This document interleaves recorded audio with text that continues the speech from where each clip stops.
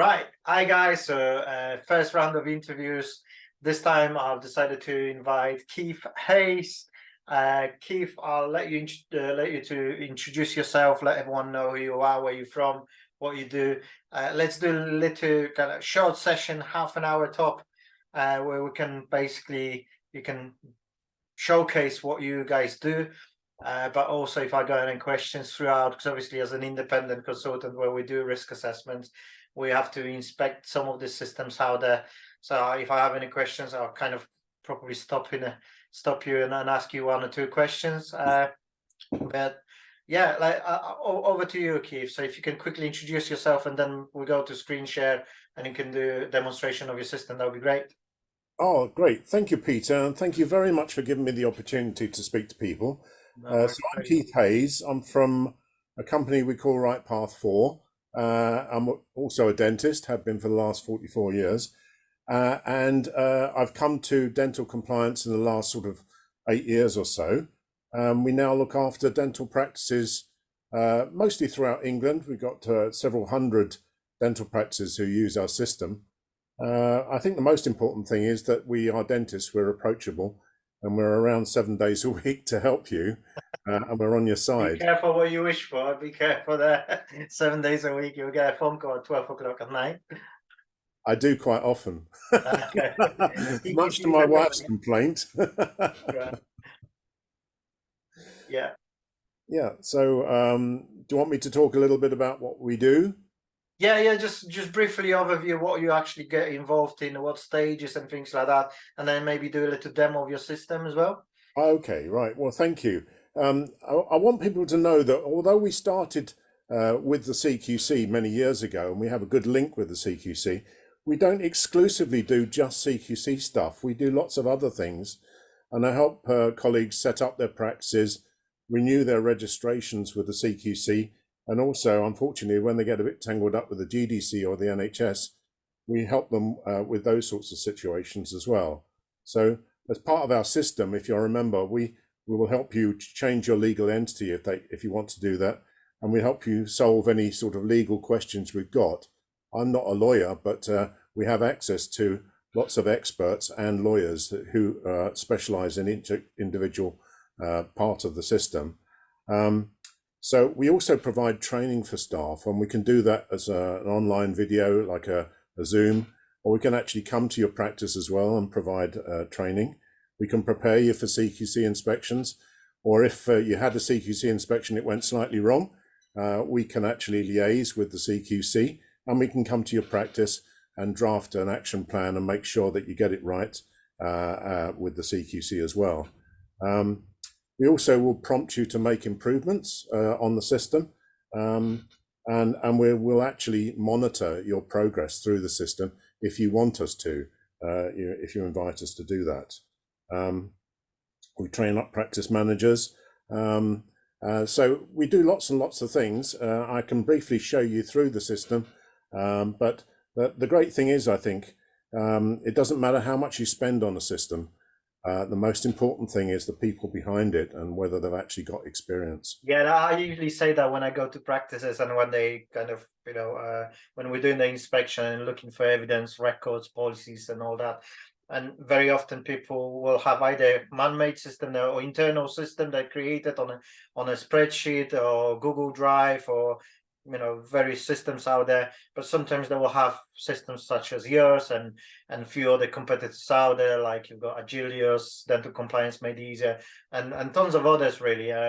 Not necessarily always dental specific, but so basically, they are usually saying, don't think having a system makes you compliant. It's the beginning.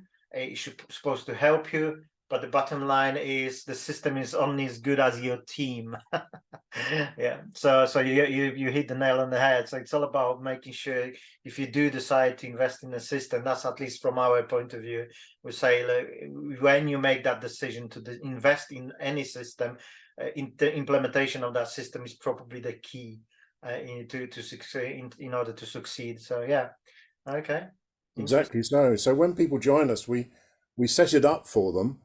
We spend an hour or so going through the systems. They can ask us any questions. It's all set up with their logos and their names and everything. We show them how to use it. And if they get stuck, they can just contact us any day, and we show them the way. But as you say, it's a bit like you joining a gym, you know, you can pay anything you like to join a gym, but it doesn't make you fit. You've actually got to use the system.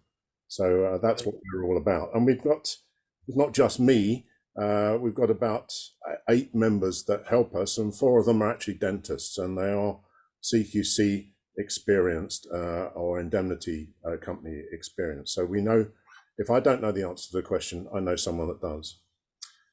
So I can show you around the system if you like. Yes, please. Yeah. If you could just screen share it, and let's go through things that you're most proud about. So this is the first point of call. If you come to our RightPath4 site, and it gives you the pricing options here. We don't tie people into membership of RightPath4. I don't believe in tying anyone into something if they don't want it. They can pay. They can join monthly on a monthly basis, or if they wish to stay with us for a year, which would be nice because then we can make sure they're 100% okay. We offer it to them for half price. Okay, so once you've joined the system, sorry, Peter, once you've joined the system, you'll go on to the membership page. And this is really, I like to call this like the front page of a newspaper. So anything that's actually very recent and we want you to be aware of it, this is the first bit you'll come to. So for example, we will provide you with suggested agendas for practice meetings for every month, slightly different practice meeting agenda. If you are aware that the CQC are going to be contacting you and doing a monitoring interview, we can provide you with all the details of the monitoring interview and what the CQC is likely to ask you. We also provide charts like a decontamination chart, which is a free download. You can download and laminate it and put it in your decon room. Extra sheets for your autoclave logs, medical emergency checklists, fire safety provisions checklists. And we've also put verifiable CPD courses in from people like Professor Mike Lewis, who does fantastic courses on oral medicine and oral cancer. So I'll show you through the system. On the left-hand side, we've got all the tools that you would want to use. And the dashboard at the top shows me how far you've got through using the system. This is a fake system. Obviously, if you join us, it will come with your practice name at the top here. This is one I set up previously. So the first item we've got here is called the virtual CQC inspection document. What it is, it's a self-assessment. So practices, when they join us, they want to know actually where they are in terms of compliance, because they might have umpteen different systems, some are out of date, or maybe they've got a new practice manager, they don't really know where they are. So this is the way you find out. So I've divided it into 7 key lines of inquiry, which the CQC use. And because the CQC is changing the system a little bit, I was talking to them just last week about what changes they're going to do. This will still be used. They will still be using these key lines of inquiry. But what we're going to do under each key line of inquiry, we're going to add quality statements. And you would just need to read it and decide whether or not that's the sort of thing you do. So, for example, on this one, we are asking people about their oxygen cylinder in the practice. How long will it actually last if you start using the oxygen cylinder on a patient? 15 litres a minute is what you're supposed to give. How long does the system last? So if you don't know... Basically, in the nutshell, you're asking for if they've got adequate provision of oxygen on site. That's exactly all. So. Exactly so. If you don't know the answer, you can always click more info and it will give you a guide to what to look for. Okay, so that's the system, and within a couple of hours of filling this in, you will immediately know whether you're compliant or not. And you can even download the summary of that, and it will tell you, it will give you a score. So how safe are you, how effective, how caring, how responsive, and how well led. It's effectively a gap analysis report. It's a gap, allows you to do your own Thank you, Peter. Gap analysis. Exactly that, a gap analysis.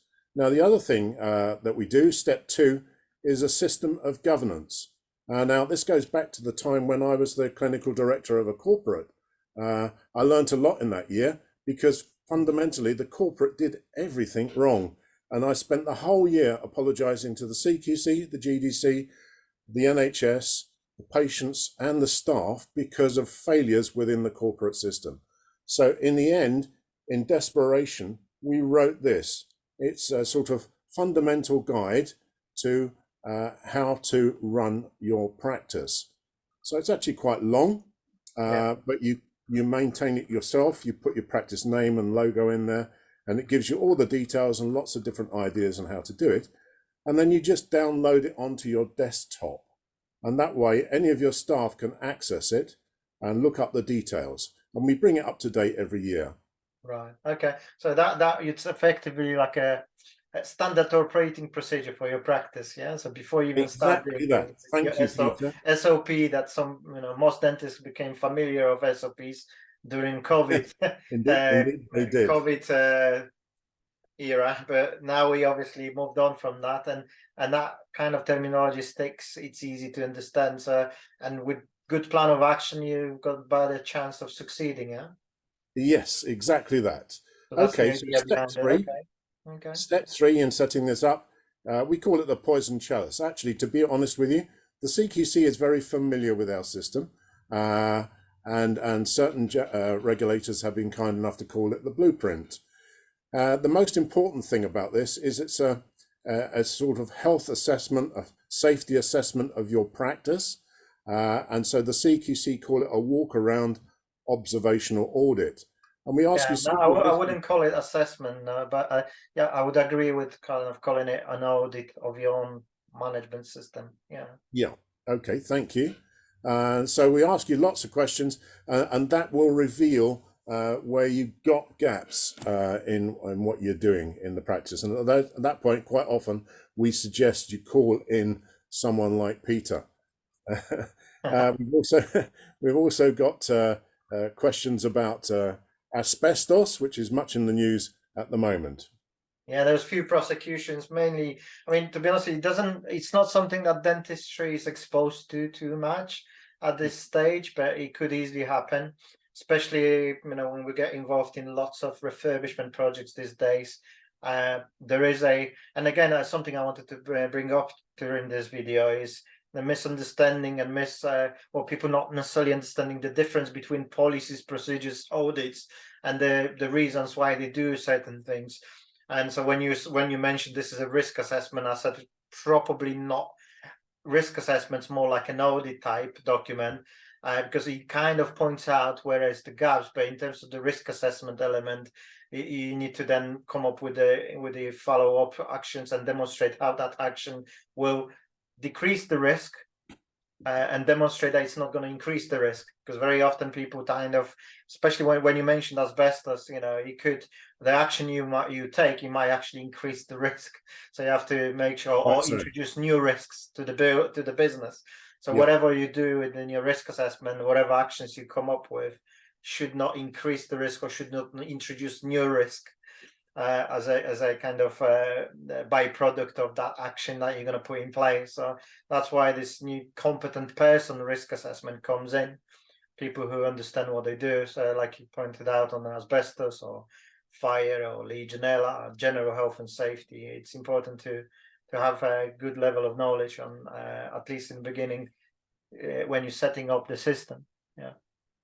Yeah, I mean, as I say, the CQC call this a walk-around observational audit, and the CQC obviously needs to be looking at risk assessment and risk management very, very closely. They know that you can't eliminate risk, but what they want you to be sure of is that you manage risk. You're always able to manage risk. Again, from the health, because that's something we kind of closely working on, things like that. So when you said you can't eliminate the risk, actually, my advice is to first look at, is it possible? Because it is possible. Sometimes it's possible. So a good example is COSH, control of substances hazardous to health, looking at different chemicals in the practice.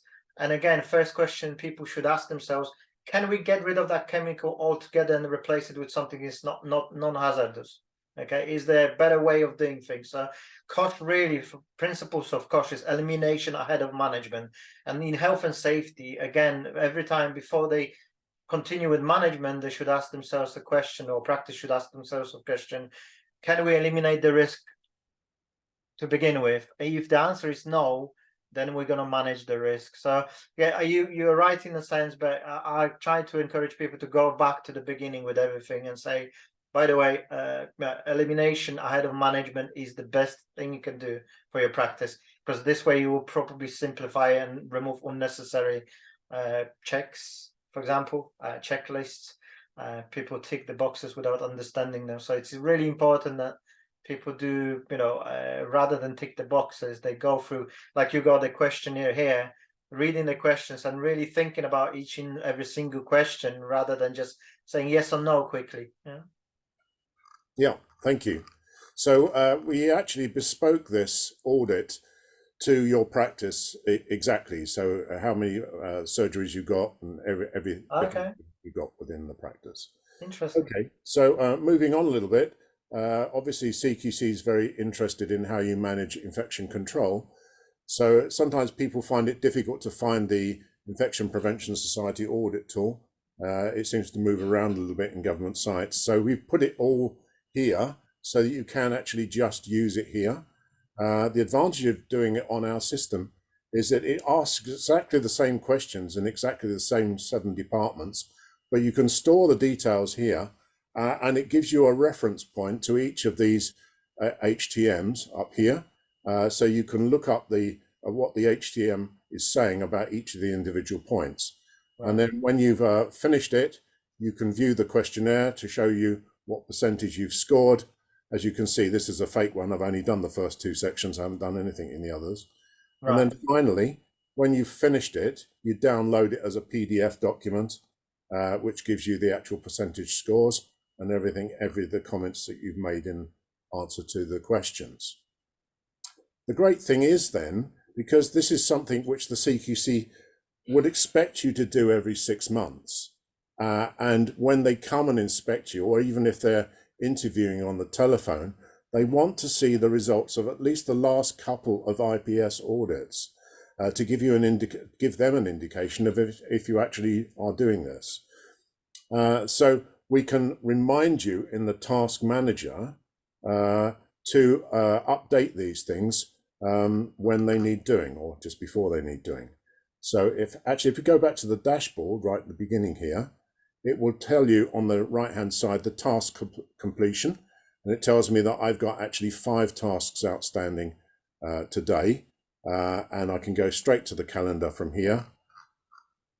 And it's kind of color coded. It's an intelligent diary. So you don't need to remember this, but the different colors indicate the correct intervals for doing these things. And if you've got a couple of items down here, for example, that with a black background, it means that they are out of date and you should have done them previously. When you've done each thing, so I put an appraisal in here for Anna. I'm not really going to do an appraisal for Anna, but there you are. If I was going to do an appraisal for Anna, I can click on the button here and it tells me what I need to do. I need to download the appraisal template and the staff survey out of the RightPath 4 library. And then when I've done it, I complete it and it moves it on again by however whatever Frequency was set. I've put. So fixed electrical here, as we know, is a mandatory assessment, and it has to be done at least every 5 years. So if I click that as complete, it will now move it on by 5 years. Okay. Okay. A quick question: do you have the capabilities of adding documents? For example, yes, you just ticked off that the fixed electrical installation was completed. Would you be able to add this copy of the certificate attached to that record? Oh, I see what you mean. No, we don't do that, Peter. And the reason we don't do that is because actually, generally speaking, I don't want to save your data on my system. And that's for 2 reasons. Firstly, in case your system or my system go down when you're in the middle of a CQC inspection, which is possible, but unlikely. But the other thing is, we don't tie people into a contract. And that means that if you decide you don't want to be a RightPath 4 member anymore, then you can leave. But when you leave, we'd like you to take your data with you. Yes, yeah. Because you're going to need it. Okay. Well, that's the thing. So it's important when people are choosing. And again, I'm not promoting one system specifically out there. I'll just tell people to find the best system that you can resonate with, works for you. Because at the end of the day, it's the system you're going to be using, no one else in your practice. Yes. Well, everyone else in your practice, but not me. Yeah, I'm just there for limited time and looking at that. So when one of the things that I usually tell people to consider is how easy is to then extract the data from the system if you decide to leave. Who owns that data, and how much time do you actually have to download the data? Because again, we use various systems for surveying, for example. We pay thousands of pounds license fees for the system, and the contract is, if we do decide to move to another provider, that data, obviously we're going to be able to download it, but we only got 3 months to do that. Okay. So it's important to understand what happens with the data, the amount of data you put in, and the retention periods. Is the company actually going to be keeping those records for as long as they need to stay with you, or you need to make a provision for backup. So anything older then is downloaded and it's stored on your internal systems just in case. So it's important to understand all of that. So one thing, guys, if you're looking at systems, be aware of that sort of storage. Who owns the data? Who stores the data, and where is it? Where does it go? Yeah, we're very clear about the fact that the members own their own data, and only certain items are stored on the system, but they can access at any time, and they can download anything they want. And I usually say to people, the biggest resource that we have here is the library. The library is a massive reference library.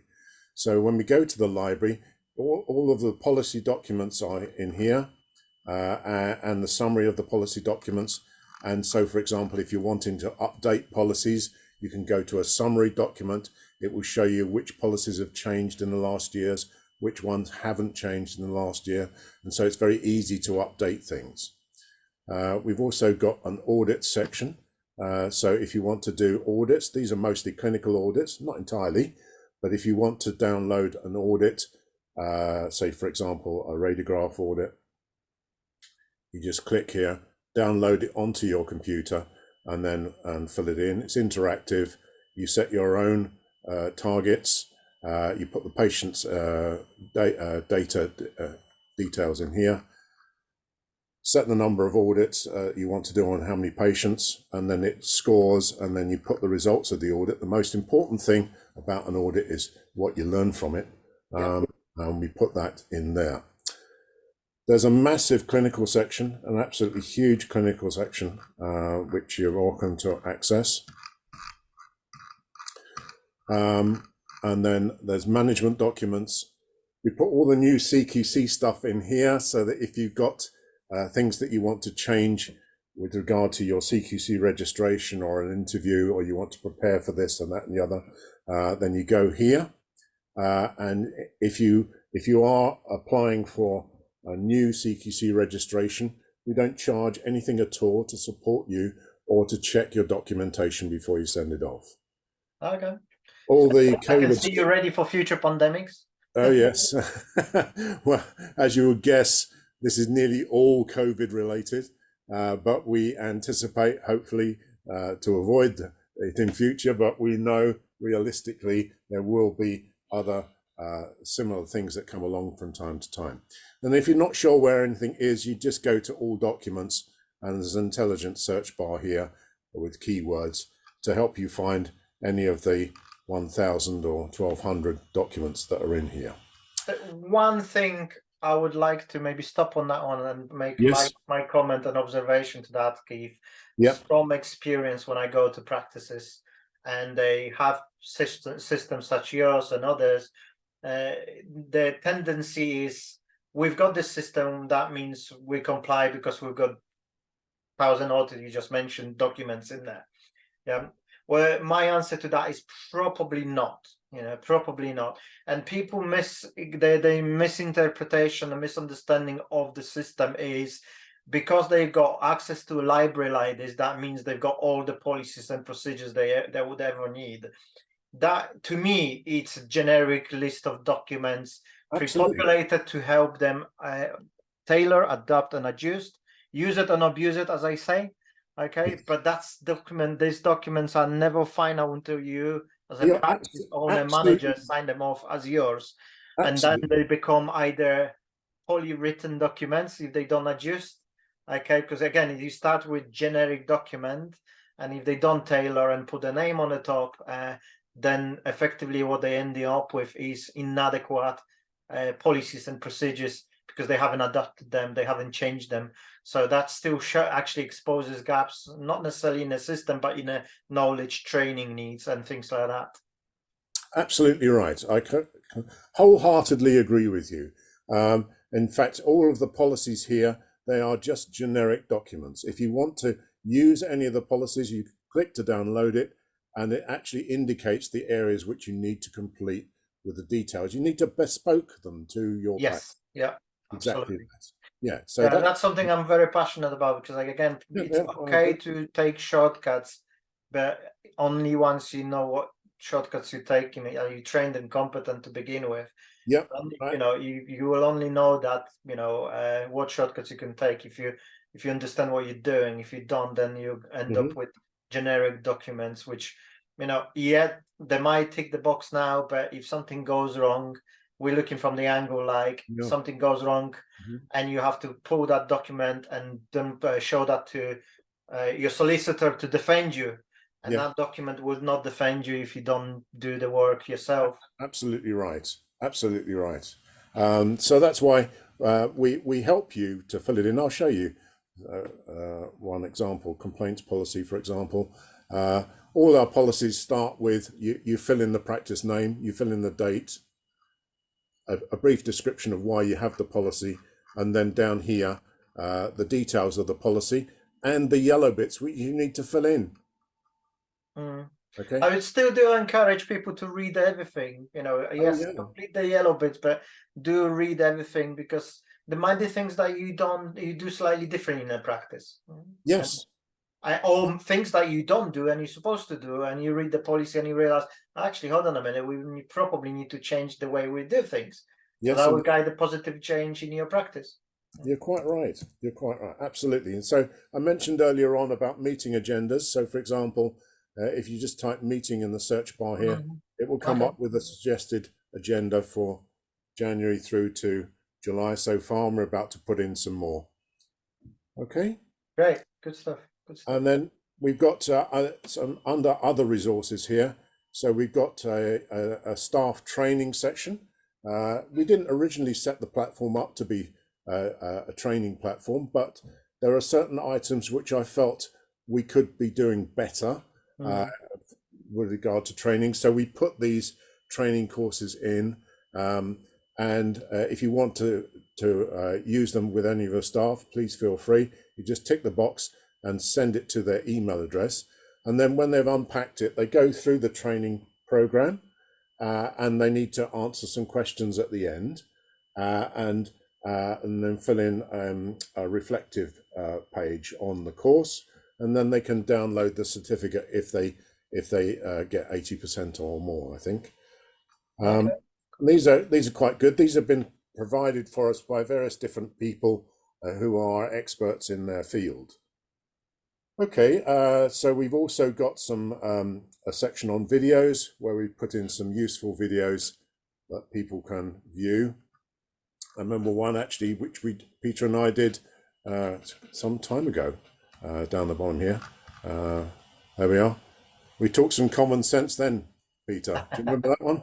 It's been a while ago now. I think I'm getting on. Okay. I need to go and refresh my memory on that one. Okay, great. Good We've stuff. also got a frequently asked questions page. I mean, I quite commonly get asked the same question 2 or 3 times a week. So I've put this straightforward answers to them down there. And we have our recommendations page where these are people that we found do help us very well. So if you're looking for someone to come and help you in the practice, to do various things. And this is part of the recommendations page we're always referring to. This guy, Peter, he does. I appreciate that, Keith. I appreciate No, that. he does you do an awful lot. Yeah, Okay. we work with thousands of dentists at the moment. Last time I checked, it's well over 1,000, a couple of thousand dentists, Really? and other industries as well. So we can bring some of the expertise we learn from other industries and some improvements in health and safety and all these things into dentistry. So we're kind of always looking for ways to improve and help dentists. So yeah, I appreciate that, Keith. No, And not at all. You're hugely helpful to us. and again, we're more than happy to support members of your communities to provide, some of the myth busting to certain topics like Legionella and fire and health and safety in general. It's all about changing the attitude towards these topics and understanding why you do things, and that's the biggest problem we're finding at the moment. Well, at the moment, over the years, we've looked at what's happening in the industry, and there is this tendency of box ticking exercise where people just think we've got a system, we must comply, and actually 99% of people with this sort of attitude have lots of gaps in the compliance sector. So we're trying to get that education out there, and this is basically beginning of it, organizing interviews with someone like yourself and probably many others after that, where we can get this message out there. That's an important message to get across, Peter. And what we do try to do is maintain our contact with the regulators. So I have regular conversations with them to try to make sure I understand what it is they're wanting to do next. So as I was saying, I had this conversation last week with the CQC about their proposals for making changes this year. Not so many changes in dentistry, but they're trying to unify all the different regulated healthcare providers under one sort of umbrella. And the difficulty is, how do you do that realistically for dentists who are quite different to some of the other providers? But I anyway, think we will end up with a uniform system eventually, purely because the healthcare industry goes so far. The way I see it, it's going in only one way, which will be fully privatized. So I don't think there will be relaxing rules anytime soon. If anything, the rules will be much stricter, purely because it's becoming a more commercial business rather than healthcare as we know it. So we talked about NHS possibly being privatized, and everyone is kind of dreading that and saying, no, we don't want that. But sooner or later, what's going to happen, I believe, it's going to be sad to see, but it's going to happen. Obviously, dentists are more than halfway through that process anyway. yes, NHS dentistry is not really NHS you're dentistry. right. You're right. But having said that, we are trying to help all of our colleagues across dentistry. And so what I find is that some practices are, fully private, but a lot of practices that join us are still mostly, almost entirely NHS. And we're trying to provide an appropriate system that will help all comers. So, for example, last week, I was trying to help a dentist who is almost entirely 100% NHS, working in a high needs area where he's moved his location from one location to a better location, and he's having all sorts of problems with the NHS area team. Right. And so I'm trying to make sure that the NHS area team are actually going to perform and get him up and running quickly, along with the CQC. I've spoken to the CQC about it, and the GDC, all manner of people. And in the end, in frustration, I've even contacted the local MPs. Okay. Right. Have you, what's your observation? I mean, NHS area team or NHS inspection and CQC inspection, which one you would consider to be a bit more, tougher? Okay, it depends what the motivation for it is. CQC I've found to be very approachable and very fair. And they will try to focus the inspection on any area which they feel might be a problem or there's been a whistleblower. The NHS is very, very detailed, but there's a huge variation in NHS area teams across the country. Some are really helpful to practitioners and are very keen to make sure that the service continues. And some people, I mean, I'm sorry, but some of the NHS area teams are just not at all helpful. Yeah, no, I would agree with you. NHS is obviously slightly different angle the way they conduct their inspections. Uh, from one point, from one angle, I think they have great understanding of the guidance documents, or at least they got more knowledge. They in terms of reading the actual physical guidance, and that's probably why they are stricter in a sense. I've found some of the CQC inspectors, and again, I know you said they quite proactive or try, well, maybe not proactively, they're more helpful in a sense, but sometimes they try to be too helpful and Yes. provide misinformation as well. Yes, they can do that. Yeah. Yeah, so depending on the level of knowledge of the individual. So yeah, it's important to understand what they're really checking for. Do you have a risk assessment in place? Do you manage the risks? Is there a system to manage the risk? Are people trained and competent? Are you completing the recommendations? They're not really there to advise you too much in that sense. You know, if that's one point as well I would like to maybe get out there. Yeah. One thing I'd like to offer, Peter, and I'm not sure whether you'd be happy for me to do this, is if people want to come along and join us and try out the system for free for a little while, Okay. I'm very happy for them to do that. So they don't have to sign up a direct debit or anything like that. They can, if they just want to come and see what we can do, and I'll help them set it up, and they can try it out for a month or so. Okay.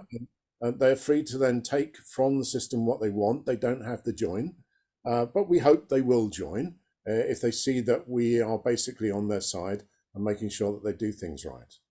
Cool. No, absolutely. So yeah, how do they do that? So do they need to reach out directly to you? I Or? think what I'd ask is